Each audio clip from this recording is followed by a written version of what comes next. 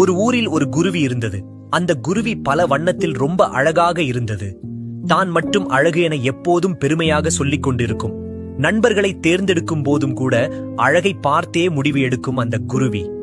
ஒரு நாள் ஒரு காகம் ஒன்று வந்து அந்த குருவியிடம் நாம நண்பர்களாக இருக்கலாமா என கேட்டது.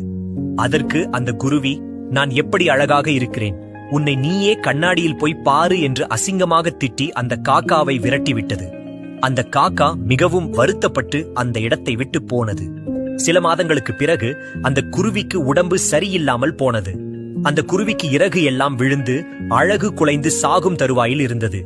இதை கேள்விப்பட்ட காக்கா பதற்றமடைந்து மருந்து கொண்டு வந்து அந்த குருவிக்கு கொடுத்தது. அது மட்டுமல்லாமல் அருகிலேயே இருந்து அந்த குருவியை நன்றாக பார்த்து கொண்டது. சில நாட்களுக்கு பிறகு அந்த குருவி குணமடைந்தது. அந்த காக்காவை பார்த்து, எனக்கு துன்பம் வந்தபோது எனது நண்பர்கள் யாரும் உதவிக்கு வரவில்லை, ஆனால் நீயோ என்னை காப்பாற்றிவிட்டாய். உலகிலேயே நீதான் அழகானவன், இனிமேல் நீதான் என் உயிர் நண்பன் என்றது. ஆம் நண்பர்களே, யாரையும் அவர்களின் தோற்றத்தை வைத்து அசிங்கப்படுத்தக்கூடாது.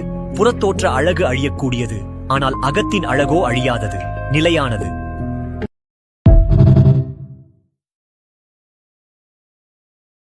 Download ShareChat.